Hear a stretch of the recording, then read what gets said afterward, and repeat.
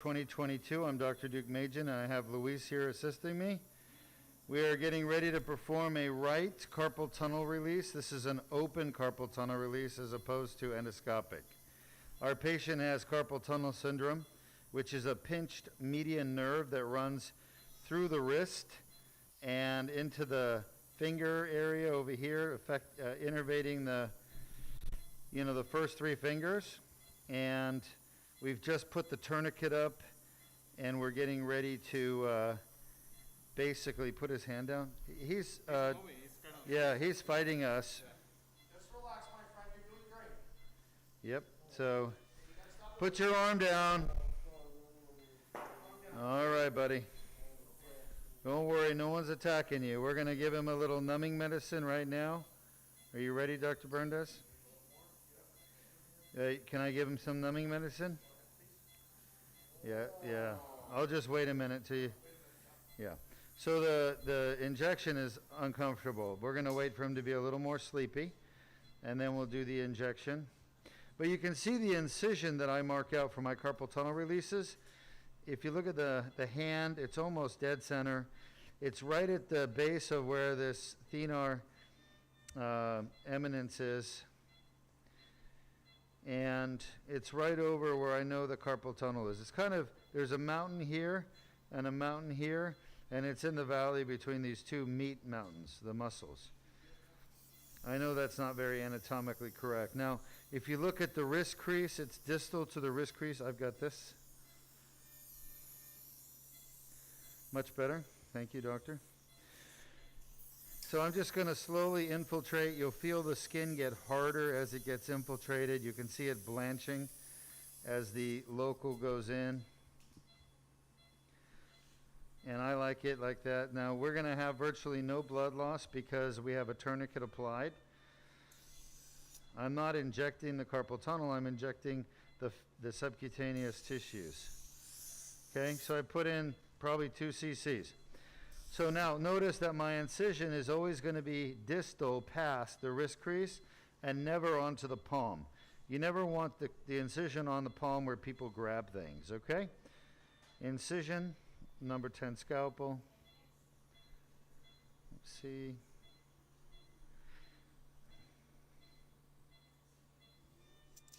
That's good. Now, sorry, once I do the incision, you see all the fat there. You want to kind of use your number 10 scalpel handle to sweep it, because otherwise that fat gets in the way and it really confuses things. I always use this exact same retractor. It's got kind of blunt tips, and my incision is always the same length. You got to push this down against the transverse carpal ligament, which is what we're after. We want to cut that ligament.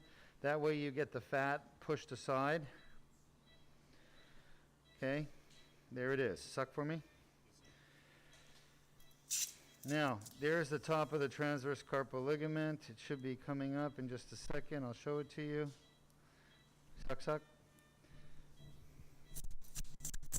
He's going to have a deep palm.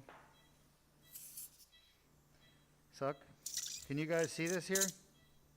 Yes, sir. Now, if the fat gets bad, you can go in there and you can grab some of it out and just get it out of your way, because you got to be able to see what you're doing. The other thing you can do is burn it with a bipolar. But generally, you just go in and get a little bit of that fat out. All right. Now, we're not done. Okay, we got to keep going. So the transverse carpal ligament, you see a few fibers here superficially. They kind of seem here a fiber, there a fiber, some fat. But the ligament, the real ligament that's causing all the problems is further down. It's much deeper and it's very thick. There's some muscle. You may actually see a little bit of muscle. That's normal.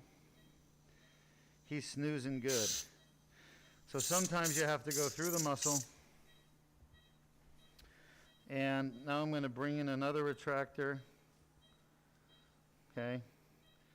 Because I need to get a little bit more retraction here. And there's that ligament again under the muscle. Right there, you see that? So I'm sweeping the muscle aside, and the median nerve will be just underneath that. You want to cut just above the nerve. There it is. There's the nerve. You see the nerve right there? See the nerve down there, the yellowish thing? Yes, sir. We can I'll see show it. it to you. Penfield. All right, so this is why a lot of surgeons don't do the surgery right. They get confused where they are. So we had a few fibers here. Nope, that's not it. You have a little bit of muscle. Most patients don't have that. And then you got this thick ligament down here. You can see I cut that ligament, and just underneath it is the nerve right there. You see the nerve? Suck right there, please. Yeah. So there's the median nerve. Now I'm going to feel above the nerve. I'm almost done, doctor. Feel above and make sure it's not tight. I could cut a little bit there. Let me have a heavy scissors. Going to use a Mayo scissors. Want to be above the nerve. You have to visualize and then cut. Good. There's the nerve right there. You see that? Can you guys see the nerve? Yes, sir. Okay. And then I'm going to go the other way and I'm going to probe it because I've already cut it proximally and decompressed. And now I'm going to go distal. Okay. Right here. There's the nerve. I'm going to go right above it and see if there's tension or pressure on it. There's a little bit right here. So I do need the scissor. And now I'm going to cut the opposite direction. Thank you, Luis. We're done here in about 30 seconds. Don't cut the nerve, obviously. It's bad form. Okay, so you got to get right on top of the nerve. Can't see it. Let me have the Woody Penfield again. Yes, sir. Suck here. You always want somebody sucking. If it gets too juicy, that's actually pretty good right there. I think we're okay. Let me have the 15 blade. Take that. So I'll use a 15 blade to finish the cut. It's literally just these fibers right here. You can kind of see them. Just above the nerve. There we go. And we're done. The rest of that is not really pressing on the nerve. Okay? There, we're done. Go ahead and irrigate and suck. That's enough. And I want to show them the nerve one more time. Can you guys see the median nerve? Yes, sir. So it's literally right there.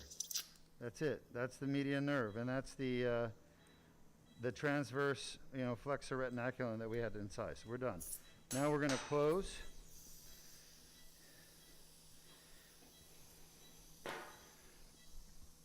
Sorry about the wiggly jigglies. I got to sit down. Okay. And I'm going to put exactly 4 stitches. And I use this vertical mattress suture. Yeah, carpal tunnel can reoccur. It most commonly reoccurs with endoscopic procedures or procedures that are not done properly. It's really easy to not do it properly. Everyone worries about cutting the nerve, which is a real thing you have to worry about, but it's really hard to cut the nerve. The biggest problem is doctors just don't know their anatomy that well. And they think they're cutting the tendon. It's called the transverse carpal ligament or flexor retinaculum. They think they're cutting it, but they're not. They're cutting half of it or part of it. And they leave part of it there. And so they never really did the proper surgery the first time.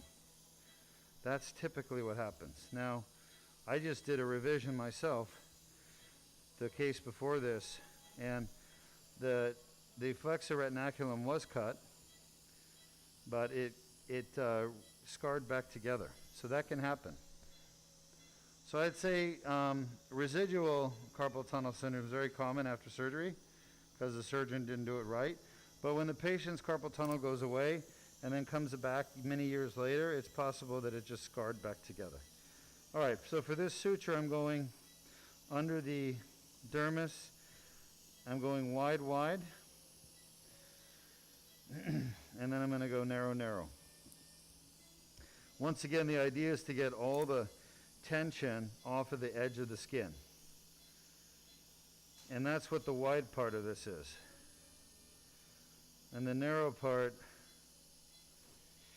is to get the skin edges that are cut to be everted. We call it everted, means pointing outwards, not pointing in. You always want to close an incision surgically with everted edges of the skin. Everted. Now the other thing nice about this, I was telling Luis earlier, is that this type of a stitch for a carpal tunnel is, it makes it easy to remove it. All you got to do is cut it right there, and then you just pull the knot out this way. Go ahead. Yeah. So we're going to put exactly 4 stitches. I do all my carpal tunnels exactly the same way. Since the anatomy is the same, you might as well do the surgery the same every time. We have a question from Caroline. Wow, we have a question on a carpal tunnel. Absolutely, happy to answer it. How much swelling would this patient have? Welcome to our live stream, Caroline, at Duke Spine Institute. And the question from Caroline on what, Facebook? Yes, sir. How much swelling will the patient have? There's a fair amount of swelling that happens after the surgery to the whole hand, and it's very normal to swell. So the things that you can do as a patient to minimize the swelling, which we want you to do, because we don't want a lot of swelling, is to keep your hand, the palm of your hand, at the level of your heart or higher.